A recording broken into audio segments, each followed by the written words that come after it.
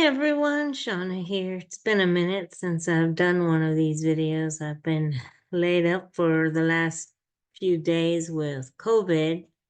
So I've been doing some reading, and it's been a while since I did a book chat. One of the things that I wanted to do this year, going into 2024, was highlight a series that I had started back in 2020. I discovered it while we were all in lockdown, and I've been reading it for the last couple of years. It's got about 40 books in it now. It's indie published. It's by a man named Jerry Boyd. He's had all kinds of odd jobs around. He's been a machinist and a short order cook, and now he's a stay-at-home husband in the Ozarks region in the US.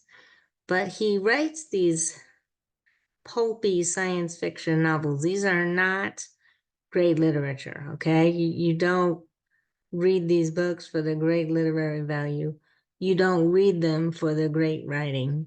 You read them because they're like popcorn. You read them because they remind you of quieter, happier times. It's a bunch of far-fetched space opera. And the first installment of these, I'm going to put it on the screen for you.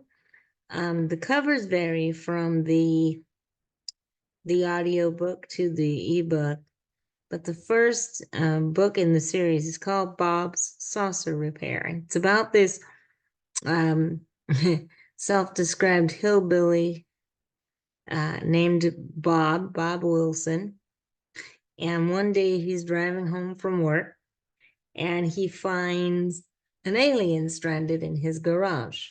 The alien is carrying a complement of grad students who are in the sector of the galaxy on a survey mission. And the saucer that they commission is a piece of junk, so they get stranded. And it's all about Bob's hijinks as he goes about trying to help this humanoid-looking alien in trouble, and hijinks ensue from there.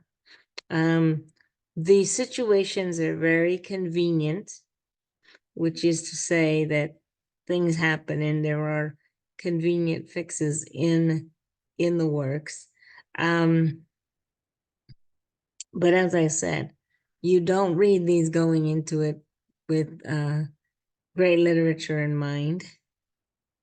You read these for the escapist part. And when I started the series, that's really what I wanted. So the cast of characters gradually grows to include people like Bob's friend, John Brenham, who had a career in the Army as a medic. And when he was discharged from the Army, didn't have enough medical credentials to become a doctor, but still helps people out every now and then. It also includes people like his sheriff friend, Jack Conway, and a few other people. But the strongest suit in this book, besides the snarky back and forth of the characters, is the pop culture references. Each book is full of pop culture references, most of which are not well explained. A lot of references to 60s and 70s television shows, movies, especially Burt Reynolds movies. Things like Butch Cassidy and the Sundance Kid is referenced. One of the earliest references in the book is Bob is describing the accent that his alien refugee has when she's trying to figure out what language to speak to him. And she's cycling through her language pack and she finds a German language pack, and he mentions that he had a Wolfenstein flashback listening to her. And Wolfenstein, I had to look that one up. Wolfenstein is a reference to a video game released initially in the 1980s with German Nazi soldiers as characters. And so there are some, obviously, some German elements in it, and that's where it came from. So it's a reference to that kind of talk in that video game. There's also references to pop music. There's references to movies, as I said. So those are kind of fun to find in there and fun to decipher as you go along. But there's a lot of banter, so it's not for everyone. Some people find these boring. Some people find them repetitive, and they are.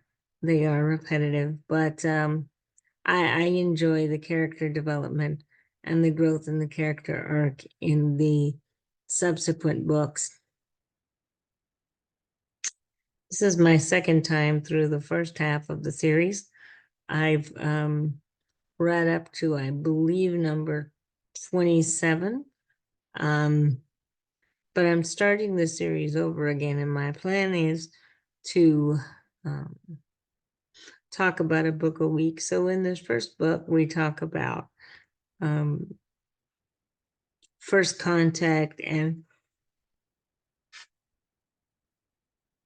respect for one another and respect for diversity. We also talk about, the old-fashioned values, helping someone in trouble and not making first assumptions. Like I said, not the best literary written series, but a great deal of fun. And if you want to join me on the journey, then feel free to do that. Here, I plan to release about one video a week in the series, but that's my first installment, Bob's Saucer Repair, from the series Bob and Nikki.